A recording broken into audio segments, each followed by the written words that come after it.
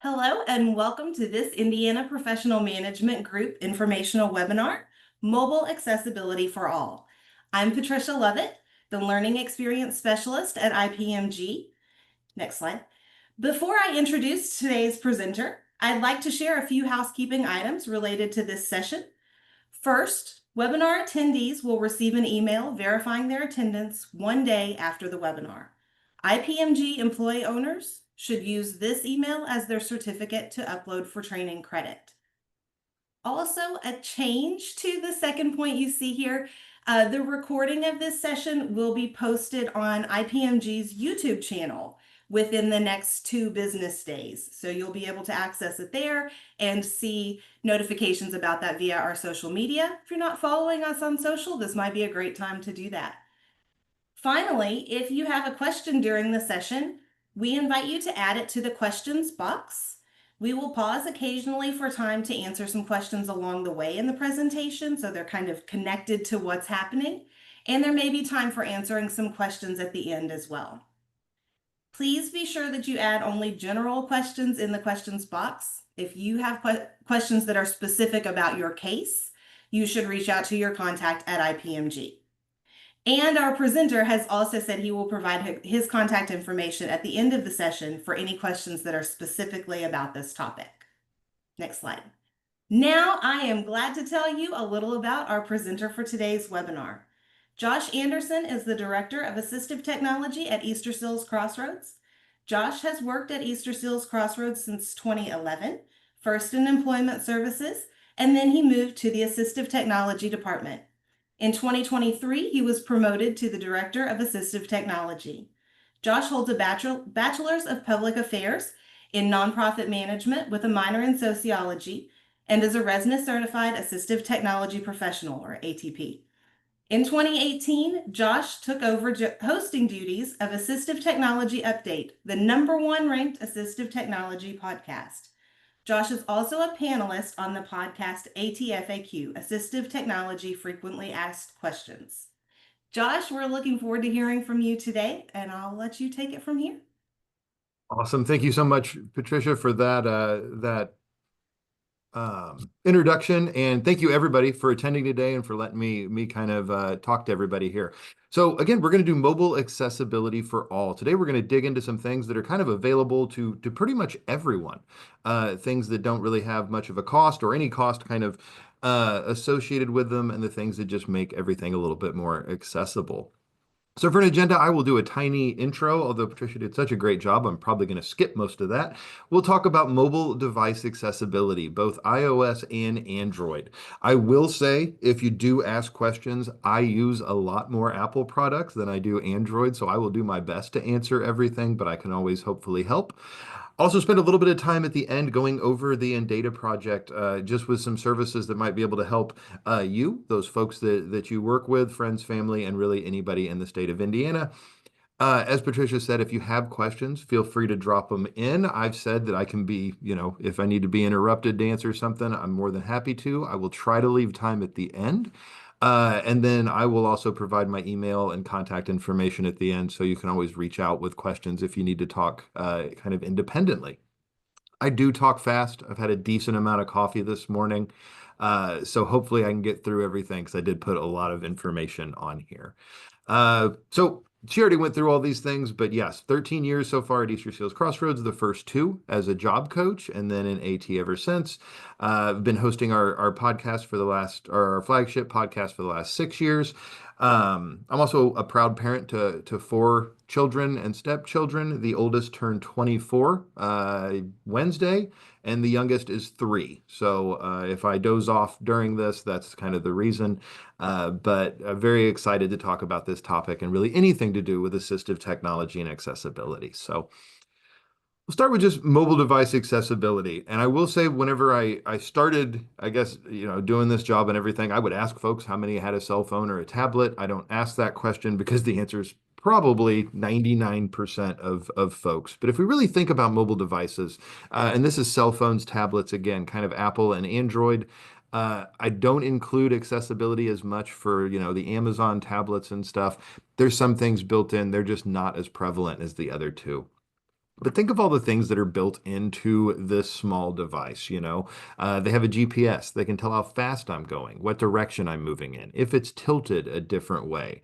There's a compass to know which way I'm headed, a forward and backward facing cameras. They're a phone. I can actually talk on them too, believe it or not. And then they can be interconnected to tons of other devices. So they've got all this kind of technology built in. But what's beautiful is when they built them, they also built in a decent amount of accessibility, which over time has gotten so much better, so much more accessible. And a lot of these tools built into these devices can replace some things that used to be very, very expensive and kind of not really accessible for most folks to get. So, getting into it, we'll start with accessibility features that are built into Apple and Android devices related to mobility and dexterity. So this would be individuals with any kind of challenge with mobility and some different things that might be able to assist them. Of course, the first one, and one that we're probably all pretty familiar with and maybe use in different kinds of ways, would be Google Assistant and Siri. And both of these have become even more usable, probably, I would say, with the integration of artificial intelligence. So these can do all kinds of things for us. So if I have a physical challenge where I'm not able to physically access the touch screen on a device, I can just ask my phone to do it. And I won't say the wake words just so that folks at home's devices don't all start turning on and sending things. But, I can tell my device to send a text to my wife to let her know I'll be home in 10 minutes or I'm staying late for work. I can have it set a reminder. So as someone gives me a task that I need to get done, I can say, I can't do that right now, but hey, set a reminder to send that email and remind me in 10 minutes or remind me at 2:30. I can even turn on battery saver. I can do lots of different things. Information is right at my fingertips. I always say that I hate this feature because my wife always accused me of if she asked me a question and I didn't know the answer, I'd try to make up something believable enough that it sounded right. And with these darn devices, I don't get away with that anymore. But I can ask it all kinds of things. Traffic, how long is it going to take me to get to work today? I live a ways from here, so it changes quite often. Or if I'm getting dressed or getting the kids dressed in the morning, what's the weather going to be today? What's my flight status? But again, I can do all this without even touching my device. I can also, through the Internet of Things, control most of my home.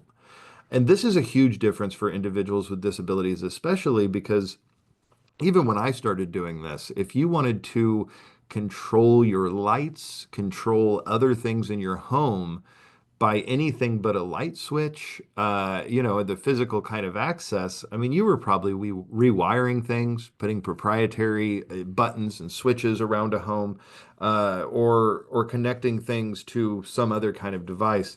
Now I can just use the thing that's in my pocket that I use for everything else to control all the different things.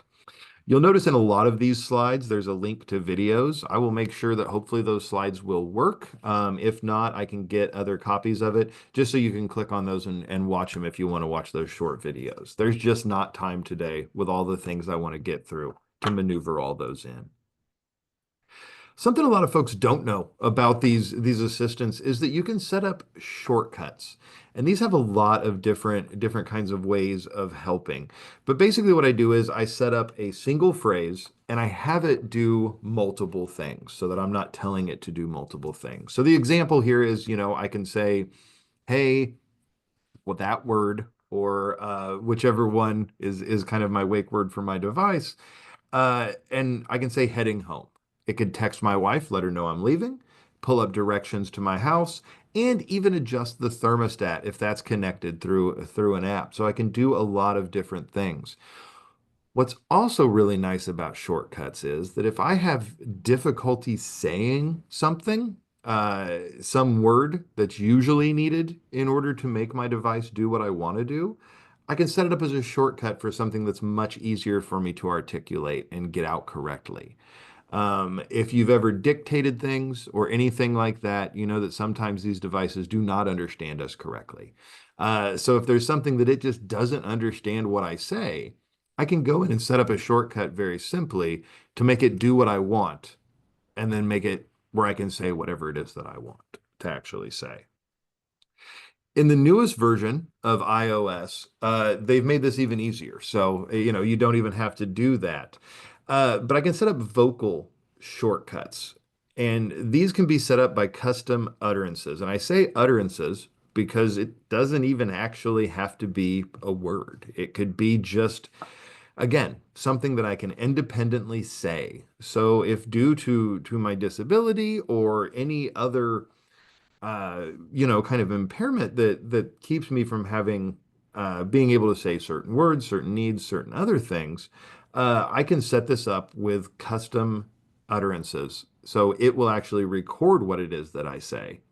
And then whenever I say that, it will do whatever I've told it to do in the back end for that. The other really great thing is that now it's able to listen for atypical speech.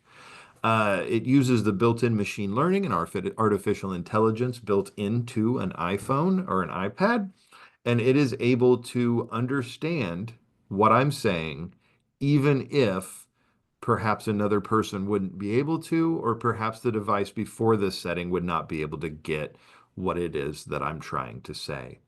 This is super helpful for individuals with cerebral palsy, ALS, stroke, and just other speech difficulties, Down syndrome, other just kind of needs where, again, maybe I'm not able to articulate exactly what it is that I want, but it's able to understand me because it's able to learn from what I'm saying, what I want it to do, and then be able to go further from there.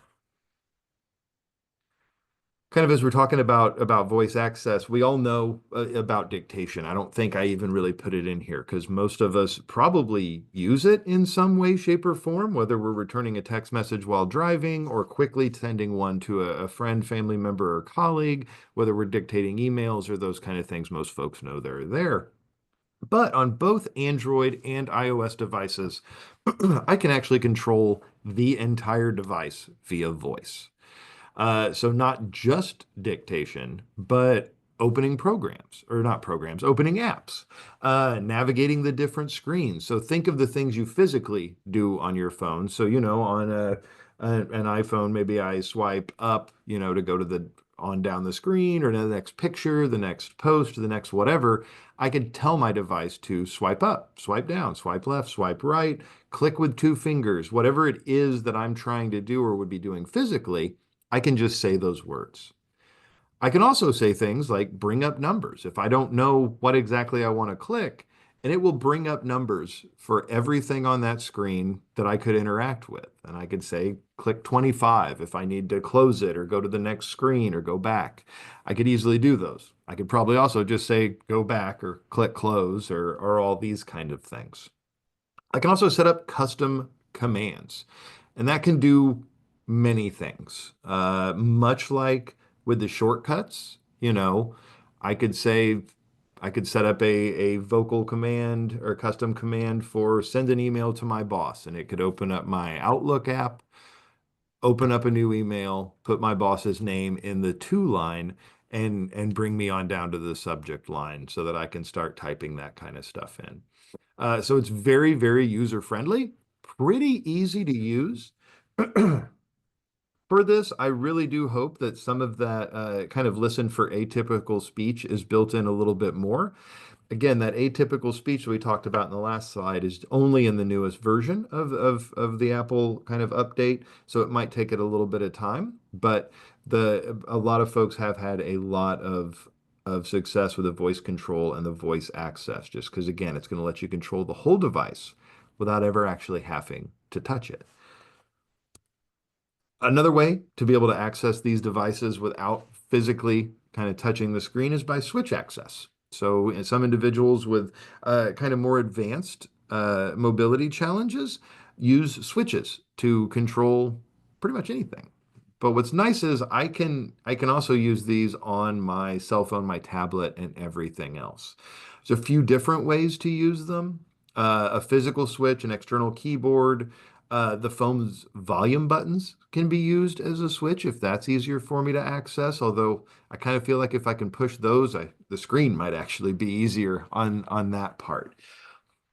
Switch access, if you've never done it, can be a little tricky just because a lot of times I'll touch a switch, it will begin to scan all of the apps on my phone. When I find the one I want, I touch it again, and it will actually sit there and hit it. The more switches I connect, the easier it is to control, just because I don't have to wait for everything to go through. So this is where step scanning, group selection can come in. Again, just totally due to time. We will not try to get into that super deep. Um, but it's another access method, another way to get onto my device. Now, a lot of these settings don't require something extra. This does. I would have to have a switch, but I could use the same switches that I use to control my computer, perhaps other devices in my home. And depending on my type of wheelchair, if I have a powered wheelchair, I might even be able to integrate the controls on the wheelchair to control my phone as well. It can also be really helpful to use along with the vocal access, just to have a backup. So if it's not understanding what I'm saying, or you know what, maybe I'm tired of talking to my device and I want to use a different way. Also, switches, I know it, at least on the picture here, it shows a hand kind of hitting the switch. Doesn't have to be a hand. This could be a sip pup, sip. Apparently I need vocal shortcuts to say it, but a sip puff switch, which it goes in the mouth and I control the switch by my breathing. It could be one that's connected to perhaps a headrest where my head movement can get it. There's a lot of different switches out there. Some are just proximity, where if I even get close to it, it's going to activate. So there's a lot of different ones out there to really give folks access however they're able to really move and be able to do things. Head control and eye control. Now this is very, very exciting in the Apple devices. I can see if you turn this on and play with it, it's clunky is a bad word, but it's a little clunky.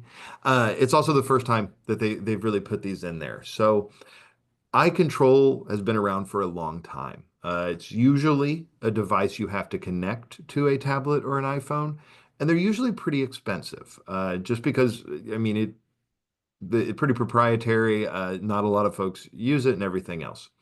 Now, head and eye control has been built in to the iPhone and the iPad. Now, this is only available on the devices that have the facial recognition. And the reason being is that it's using that kind of built-in technology that recognizes your face to track either your head movements or your eye movements. But this allows you to essentially set up the switch control without an external switch, because it's using the camera to look at my head movements. For the head movement part, it's pretty much just tracking the end of my nose. And as I move my nose, it's going to move the cursor around the screen, and I can use different kind of methods to click on things. For the eye tracking, as long as I have independent control and control, that's not how I say it, but controlled movement of my eyes, it will track my eyes, and wherever I look on the screen, it's going to move that cursor. I can set it up to where when I blink, it opens that app or clicks that button or does whatever, or when I dwell in a certain spot. So when I stop and look at something for long enough, it clicks it then. There's different movements to scroll, to do some other stuff. Again, it's a little clunky at the moment, but it'll only get better. It's now built in. It's something new, and it's pretty cool. Just because again, it's a whole nother access method for individuals with disabilities to be able to access their phone. And when mixed with some of the other technology in it, it can replace some very expensive proprietary devices. Now, is it to the level to do that yet? No, but it's being thought about and it's being worked on, and that sometimes is enough to at least help out. Other access methods, since iOS 13, you've been able to connect a mouse and a keyboard to an iPad or an iPhone. You can also do this in Android. I'm 90% sure. Again, sorry, I've jumped into the Apple ecosystem and live within it and still work in Android some, but I can definitely tell you the Apple stuff. And this can be nice because again, I can connect a normal mouse if I want, or an adaptive mouse, so a trackball or a joystick or whatever it is I'm using for my computer or other device, I can use on this device as well. So if this is something that I need because of an adaptive app or something else, I can easily connect that as well as a keyboard. Let's not lie, I can type on a physical keyboard 1,000 times faster than any of my children. Apparently, they don't teach typing anymore. But when it comes to those two thumbs on a cell phone, they're 100 times faster than I am. So for me, it would be really helpful to connect a keyboard to my phone and type everything out. But for other folks too, just if I need larger buttons, larger keys, pressing those little ones on the thing on the actual device isn't always the easiest.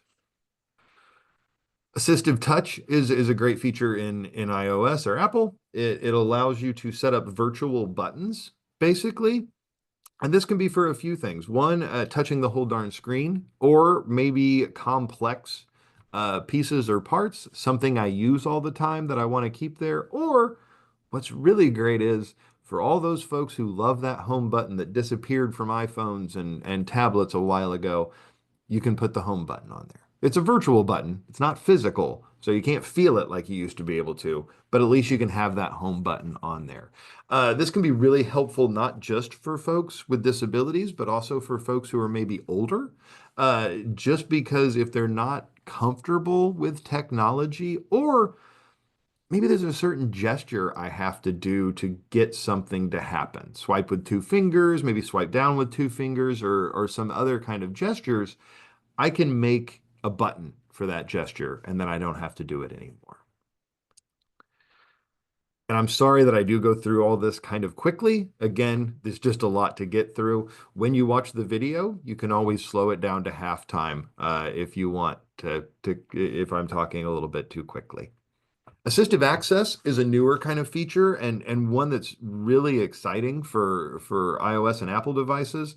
For folks who can kind of see the picture, this is what it looks like for individuals who can't see kind of the graphic on here. Basically, what it does is it simplifies the iPhone to where you can have maybe just one, two, three buttons on there instead of having all the different apps and everything else.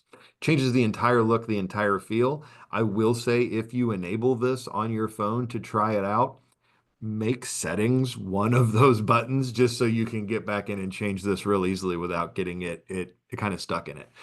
This can be super helpful, again, for maybe folks who are a little older and not as comfortable with technology or a little worried about it, for folks with different kind of cognitive needs, just to keep them in the programs they really want to be in. You can cut down on frustration because I'm not getting lost in an endless world of apps. I've got the ones I want and they're right there.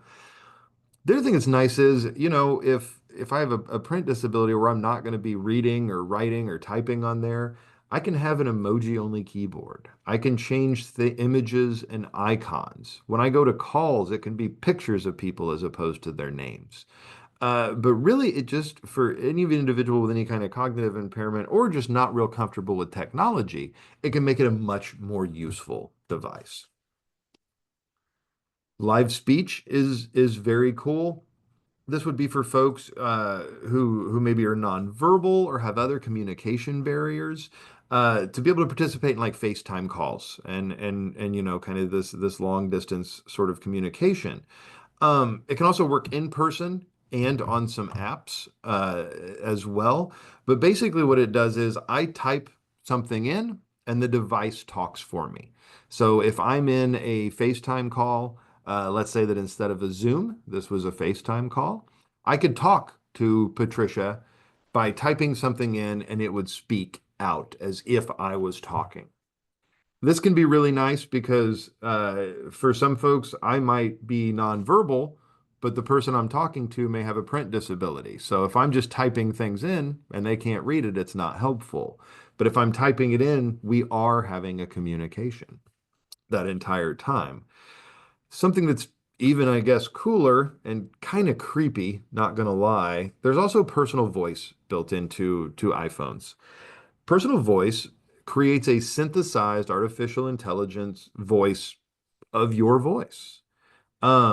You can use it in live speech. So that last slide, live speech, if I'm talking to someone on FaceTime, I could type in the words and have a voice that sounds a lot like mine say those words.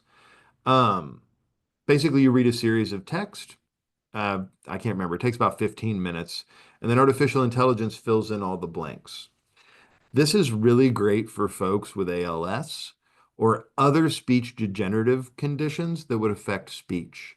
Um, this could even be something like if I had, throat cancer, had to have a larpendectomy. I'm mispronouncing that, and I apologize to everyone. But if I had to have work on my vocal cords and I knew this was coming up, I could record this, and then if something went wrong, or if something else happened with my voice box where I wasn't able to talk, I would have a voice that sounded somewhat like mine come through.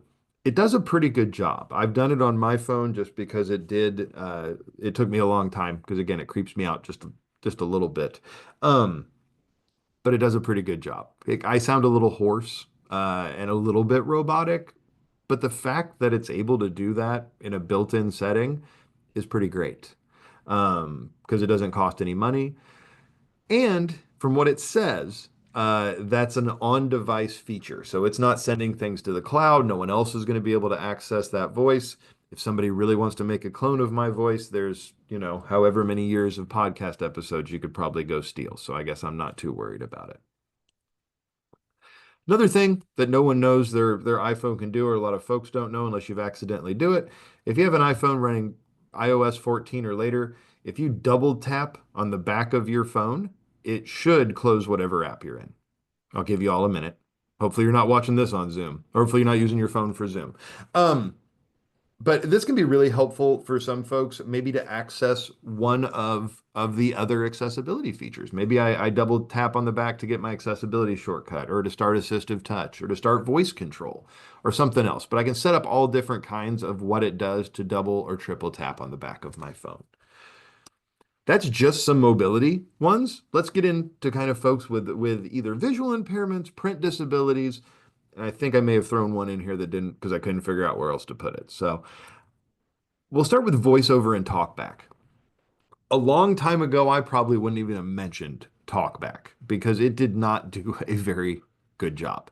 A long time ago, if you had not a long time, I say long time makes me feel old, but 10 years ago, if you had an Android device, the screen reader on it was either talkback or something else. It depends. It was different on a Samsung than on an LG, than on a Motorola. The Google phones didn't even exist yet, and it was clunky. It didn't work very well, and it was really, really hard to use.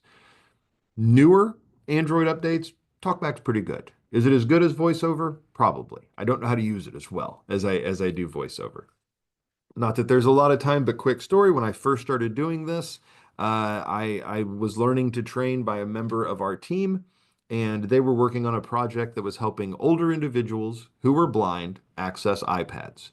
And I remember going into the first training and watching her, and she was working with an individual, I think in their 80s, who had never really used technology and had no usable vision. And she was going to teach them to use an iPad. And even though I'd already accepted this position and started doing it, in the back of my mind, I'm like, how in the world is this possibly going to happen? And within 2 hours, she had them accessing that iPad. To which I thought, my gosh, I should quit now. I'm never going to be able to do this. But luckily I stuck it out and I'm still here. Still probably not as good of a trainer as she is. But um basically VoiceOver and TalkBack is a screen reader. So it's going to give you vocal feedback of everything that a sighted individual would see on that screen. And it does all of this via kind of controls by swipes, by tapping, by other things like that. Also, I could connect a keyboard or a mouse to it and use that, the arrow keys and other things to cycle through stuff. It gives me a braille keyboard on the screen and some other things. It uses artificial intelligence to describe images and other things on the screen. And I would get totally into it, but it's a very, trying to describe it is almost very visual, which sounds counterintuitive, but If you ever want to have fun, if you've got, a kid or somebody else in your family who's, on the tablet a little bit too much, turn on voiceover or talkback. It'll freak them out for quite a while. You really want to scare them? Turn on voiceover and then triple tap on the screen with 3 fingers, and it will turn the screen off, but the device still works. Because you got to think, if I'm not looking at the screen, why waste the battery? Anyway, it will take them hours to figure out how to turn it back on. They'll wonder why the device keeps talking to them. It's great. But in that, I know a lot of folks with no light perception who can use an iPhone and an iPad just as well as a sighted person, just because they can use voiceover, get in there, and really get it working. And again, TalkBack for Android works very well also. And again, it's going to rely on different swipes, different movements. And if I don't have the dexterity to do those kind of controls, an external keyboard can be amazing to be able to access and use the device. Dark mode, this is one I use all the time, or when I use on my device, all my devices really, and it just changes everything that was light to dark. So it's white text on a black background. It's everything else just kind of changed. It brings down the brightness a little bit. It's a little easier to access. And it can really help folks not just with visual impairments, but with light sensitivity, folks that are prone to headaches, folks that are on their phone a lot or need to be on their phone a lot. It can be a really great accommodation for folks. And again, it's one that I use all the time as well. More than just the dark mode, I can invert colors. This can be for folks who have all different kinds of visual and print disabilities. For some folks with dyslexia, with other learning disabilities, having the text in different fonts and different ways can make it a little bit easier to see. And invert colors on most devices is going to have 2 different kinds, smart and classic. Classic is going to just invert the colors of everything. Everything that's black's now white, everything that's green's now red, and just everything's completely and totally opposite. Where that gets bad is when you try to look at a picture of something, my gosh, it is just absolute nightmare fuel. So smart invert colors is smart enough to know this is a picture and it keeps the color the same. Uh, just so that it's actually still accessible, still looks the same. But if you take a black and white picture and invert those 2 colors, it looks like their teeth are on fire. It is just absolutely scary. Um, you can also in here usually increase the contrast, make the display larger, bold, other things. Again, just to make that print a little bit more accessible.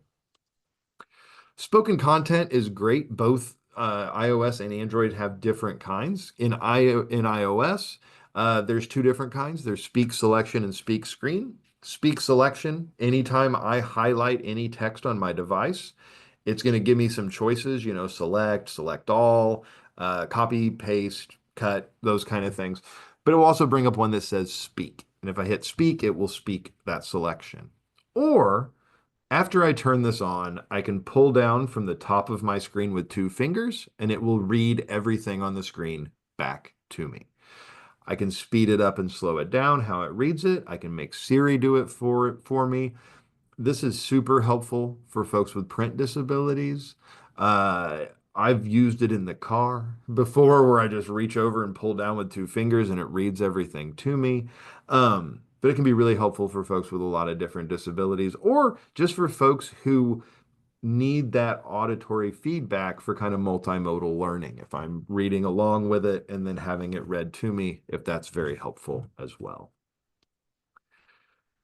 Don't know if everybody knows this, but if you have an iPhone, there's a built-in magnifier. It's right there. You can magnify things, change the contrast, change color, and it works pretty darn well. It's using your camera, which is a pretty decent camera nowadays. So it's very helpful to magnify and be able to kind of get more information. This is extremely useful for folks with kind of visual impairments in a restaurant because it's dark. The print on the menu's teeny tiny. But anyway, I can use the magnifier and make it a little bit bigger. What's really cool is that there's some newer updates to this. One is point and speak. So not only can I magnify things, But if I have this enabled when I point at something, it's going to try to read what's underneath my finger. Now, not if it's completely under my finger. It can't see through my finger. But if I'm pointing at something, whatever word is above that, it will read it to me. So this is super helpful if I don't have time to sit there and kind of magnify or I'm trying to quickly do it. The example shown here in the picture is the microwave. They're just pointing to a control in the microwave to figure out what it is. There's also text detection, which I don't have to point at stuff. If I just hold my magnifier up and it sees text, it will read it back to me. This is super helpful in the airport if you're looking for the restroom. You just kind of hold it up. When it finds the restroom, you'll hear it, and you can go to it and everything else. It can be helpful anywhere else if I'm looking for names on offices. Um, a lot of different uses. But not only can I magnify things, I can have them read back to me as well. Everything we talked about is, not so much fun. Guided frame is pretty fun. So this is a feature, it's on Android devices. It's actually only on the Google Pixel 7 or newer. I think they're on 9 now, so the last few iterations. But what it does is if I'm trying to take selfies and have a visual impairment, I can set it up where it will give me verbal cues like move the camera left, move the camera right, go up, go down.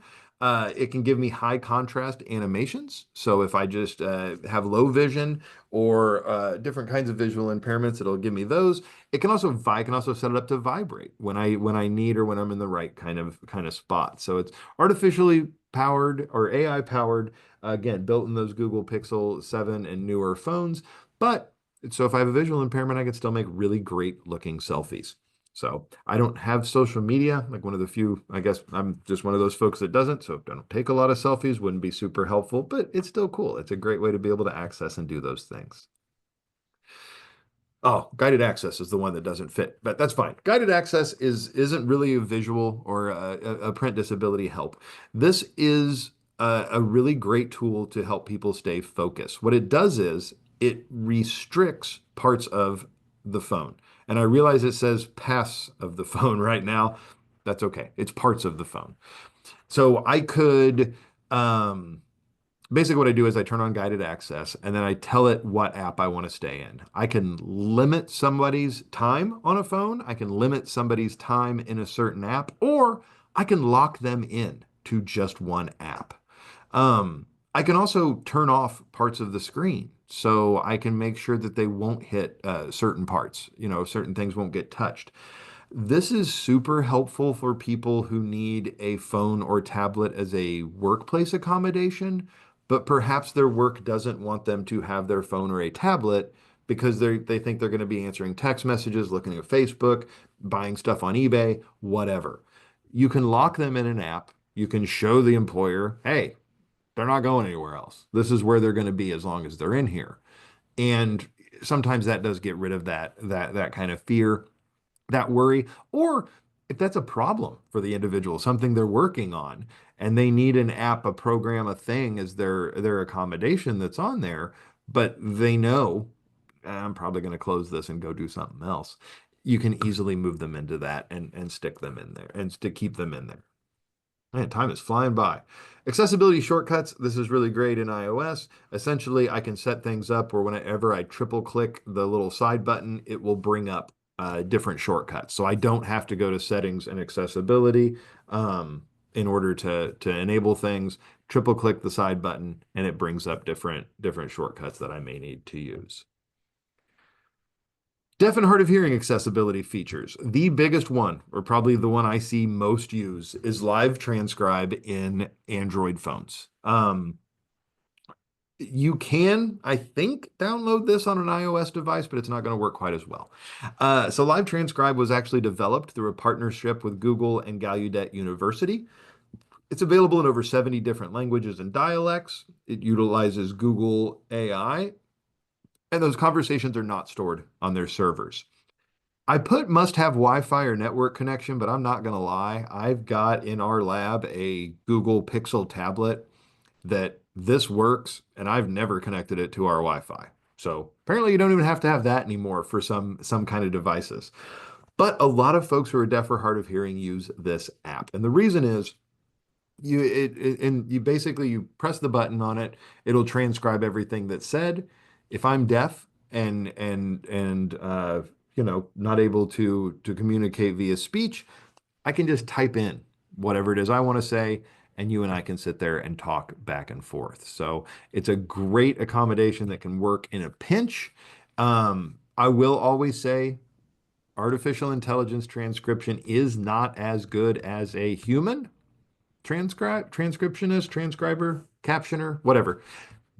But it's a lot better than it used to be, and it's better than nothing when it really comes to a pinch. So, really amazingly great tool, and something that Google just knocked out of the park. It works wonderful, wonderful, wonderful. Um, Live listen and sound amplifier. These are available in both the different ones. They support different hearing aids that are made for devices that can connect to them, as well as AirPods. And then there's a few of the Google ones that will work with it as well. And basically, what it does is it boosts sound for one, and it can also filter out some different noises. It can also use the microphone essentially on the camera. So if we think of a really, if I have problems with background noise, and a lot of folks do, maybe not just a hearing impairment, but a focus thing. If I'm talking to someone in a loud coffee shop, I could put my phone in front of them.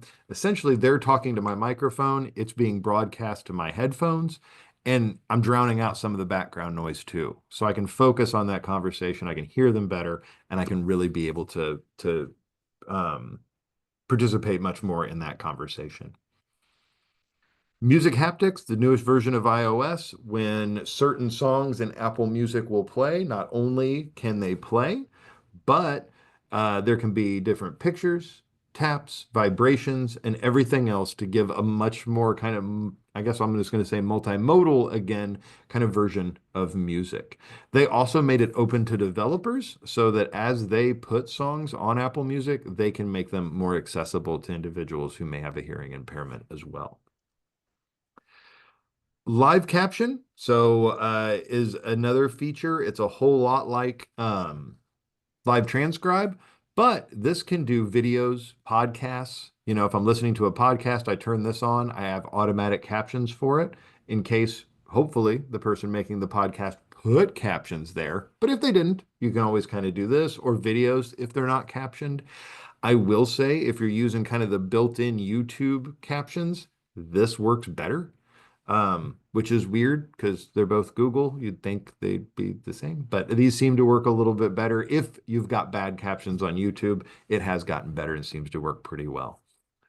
Where this can get confusing is there's also live caption in iOS, which is Apple. Now, live caption in Apple is a lot like live transcribe, not quite as good, not quite as usable, but I can use it for in-person conversation as well as captioning FaceTime calls, other things like that.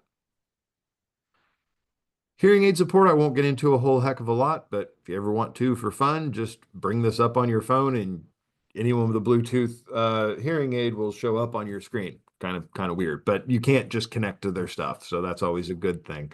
But there's different compatible hearing aids that will work with within your device, and you can control them straight from your device. Most hearing aids these days you can control from your device anyway, but sometimes you do have to use an outside app. So that can do that.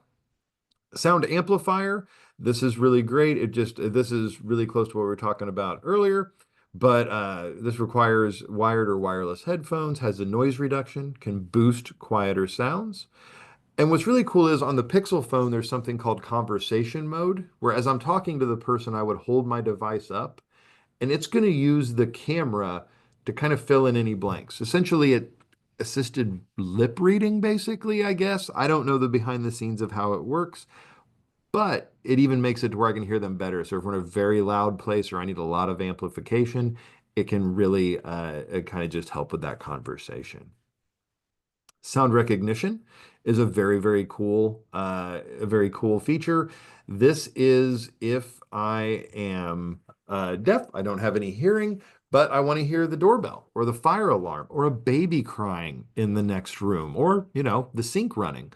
My phone can listen and pick up those and send me an alert. And that can be either a haptic alert, it can flash the light to get my attention, but it can let me know that those things are happening and it will tell me what sound's been recognized.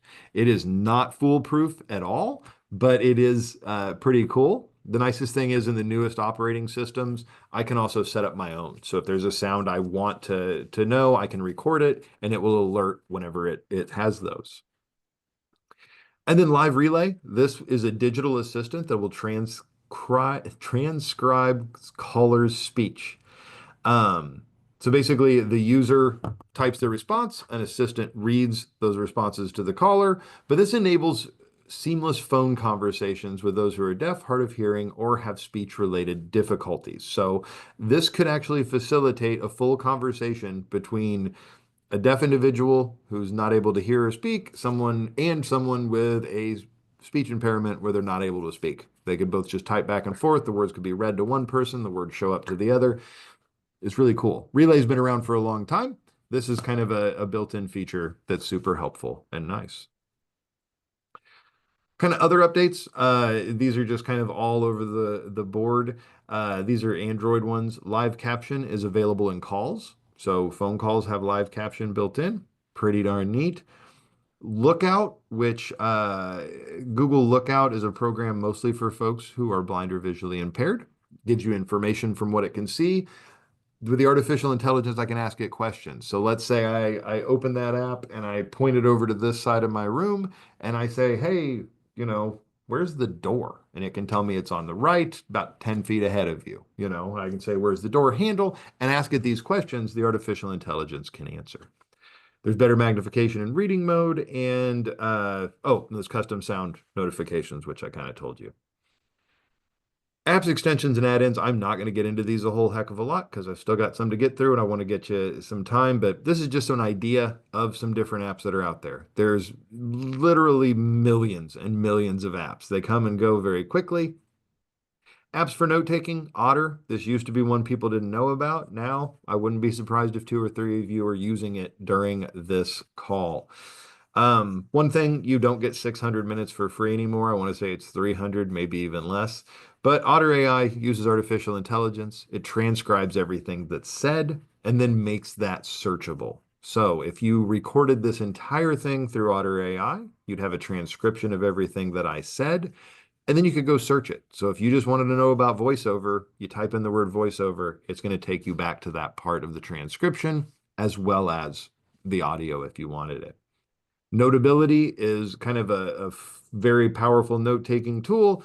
You can have the audio, you can link handwriting, pictures, videos, pretty much anything you want and kind of link it all together.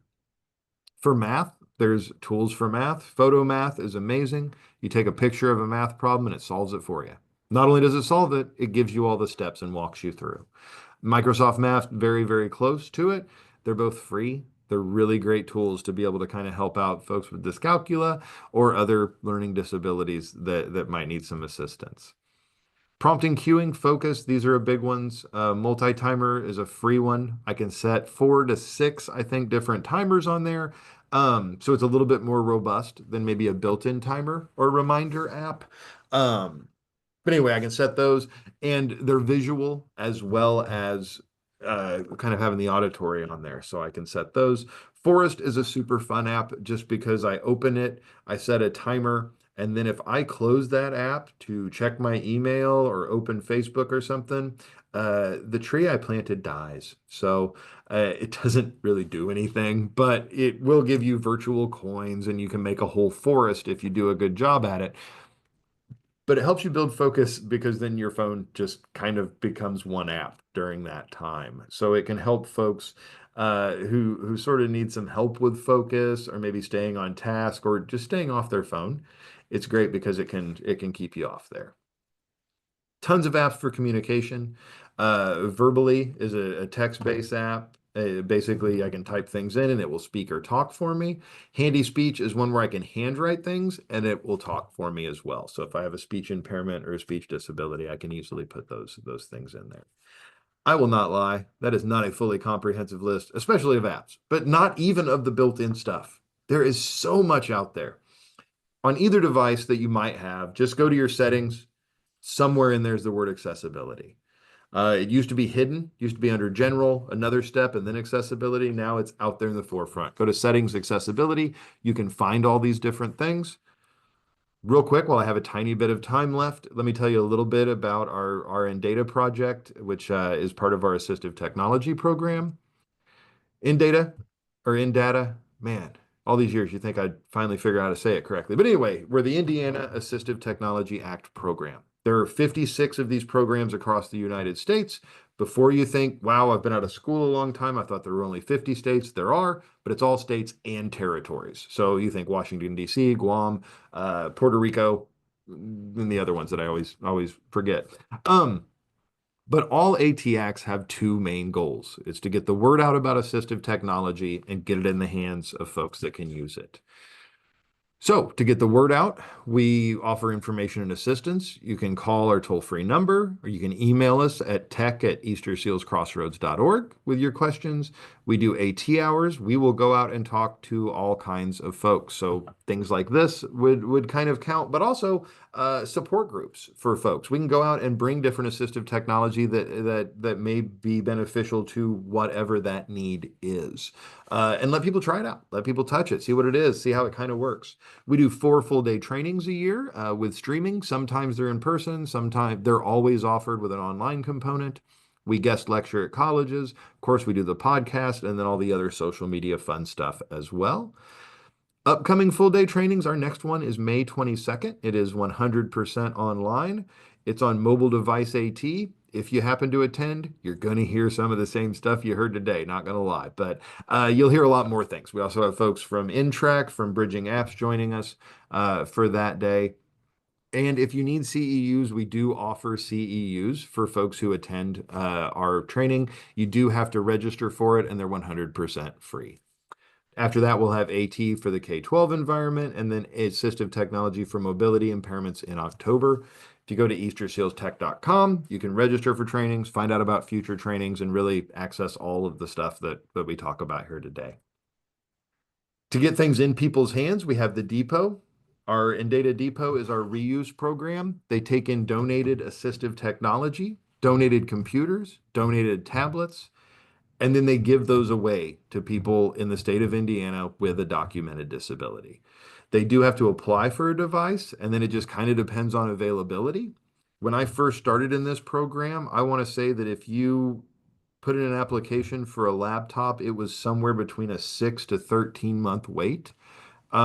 We've cut that down to usually a few weeks, I would say is kind of the average. Again, it depends on donations, but we do have some partnerships with some businesses who, when they upgrade their computers, they give us all their old ones. And luckily, they're not so old that they're unusable. Um, so if we get laptops, if you ever want to donate a device, that's fine. We wipe all the data off of it. Nobody's finding your social security number, your browser history on there. So you don't have to worry about that. We put Windows 11, Microsoft Office 2019, and again, give those out to folks in the state of Indiana, as well as assistive technology in the times we get it donated. For folks who need assistive technology but can't afford to purchase it, we do have an alternative financing program. This is essentially a low interest, long-term loan program through Star Financial. So it is not a grant, it is still a loan, but the terms are usually not as bad, and I think they mostly close at like 3% interest. So they're much lower. Folks can use this to adapt a vehicle, maybe buy an augmented communication device, braille equipment, computers, hearing aids, all those different kinds of things. Our demo and loan program, we have about 2,500 to 3,000 items. People in the state of Indiana can borrow assistive technology for free. Just like the library, you borrow it for 30 days and then get it back to us. This can assist with decision making, can serve as a short-term accommodation, serve as a loaner device. To borrow stuff from our library, you do not have to have a disability. So OTs, PTs, case managers, other people can borrow stuff, excuse me, and see what might work for their folks. Our loan library is fully online. You can search by keyword, by category, by need, by impairment, by device, all those different things. And it's at ndata.atforall.com. All this stuff is at eastersealstech.com. Tons of other resources. And I'm sorry I'm going through quick. I just want to make sure I give at least a few minutes for their slides. Other AT services, our clinical assistive technology folks do comprehensive statewide AT services, evaluations and training, usually one-on-one with an individual. A lot of those folks come to us through vocational rehabilitation, through the VA, through workman's comp, private insurance, and private business. And it's usually working one-on-one with an individual to overcome their specific barriers, usually for employment or other vocational kind of goals. Our digital literacy folks do assessments and training to get folks the digital literacy skills they need to be successful. We serve as the provider for ICANN Connect, which provides devices and training for individuals who are both hearing and visually impaired.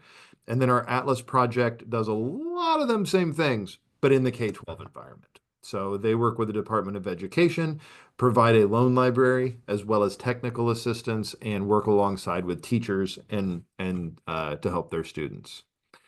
I'm going to skip up to this slide just so that you folks do have my email, because we've got a few minutes left and I promised I'd give Patricia a few minutes. Sorry, I did not leave a lot of time for questions, but my email's right there. If you do have questions, reach out. You can also, again, go to eastersealstech.com, find a lot of those programs I talked about, as well as, peruse the loan library, find the application for a device through the reuse and depot program, and really just learn everything you might want to kind of about us. So thank you so much for letting me present today. I really do appreciate it. Hopefully you learned at least something, and maybe something that can help either you or some of the folks that you work with. So I'll be quiet here for a minute and kind of hand it back over to Lana and Patricia.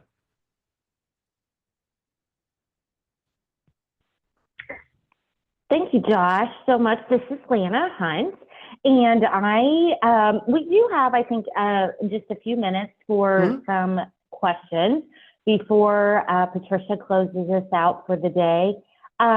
So I did want to mention, and this is for IPMG employee owners only. So for those of you that are not an employee owner of IPMG, you don't have to listen to this, but Michael Wagner, our Director of Compliance and IT, did kindly share that for IPMG employee owners, you should not use live transcribe or live translate, either one of them, on your phones to translate when you're working with individuals or guardians, just due to some HIPAA compliance.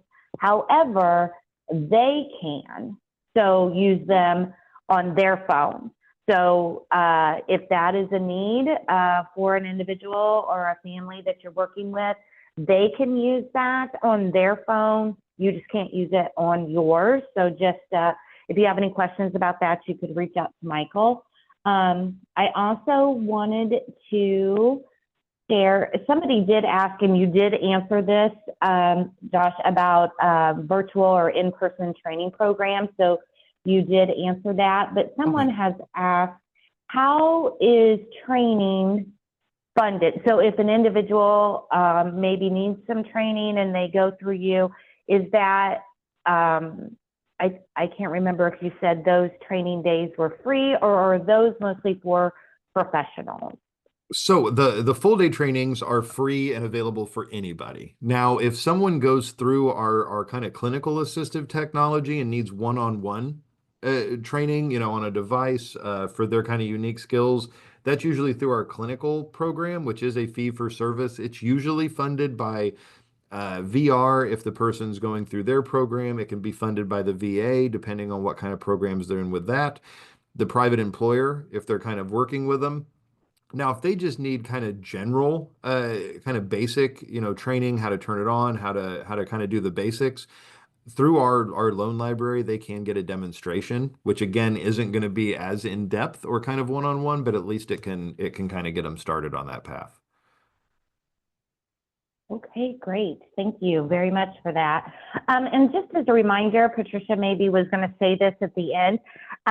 This presentation, the recording of the presentation, will be available soon. I would say within 1 to 2 business days, if not sooner, on IPMG's YouTube channel, and we will share that link directly to the today's webinar on our social media. So, you can check Facebook or Instagram or LinkedIn, and the link to that will be shared there, as well as you can go to IPMG's YouTube channel and subscribe and access those videos. You actually don't have to subscribe. They're available to the public at any time. And Patricia, I will let you clarify. I believe I answered this correctly, that for IPMG employee owners that maybe want to watch this again or look at any of the information, I do believe that that will be available in IPMG University at some point. So I'll let you kind of answer that. But I think that those are all of the questions. So I will turn it back over to Patricia to close us out. And thank you again, Josh. Thank you. All right, thanks, Lana. Yes, the recording and the PowerPoint will be in IPMG University probably by the end of the day. And so IPMG employee owners are welcome to go there to check it out. Or if you attended live today and you just want to watch the recording, you don't get credit twice. So you can also just check it out on YouTube if you'd like. But thank you so much, Josh. I think I probably speak for everybody who was on here today when I say we've all got something cool to try out this weekend. So, Good. so that's always a great way to walk away from a webinar on a Friday. Thank you for everybody who joined us today. I know I saw some comments come in the questions about folks who found specific things that would be really helpful for individuals they're working with. And that's also a great thing to walk away from a webinar with. Our next informational webinar will take place on August the 8th at 10 a.m. Eastern. We're excited to welcome Vicki Johnson, the Vice President of Finder at AWS Foundation. Vicki is going to present a demonstration of the Indiana Disability Resource Finder program designed to address enduring needs related to accessing information and services that enable people with disabilities of all ages and abilities to flourish. Thank you all for joining us today and have a great day.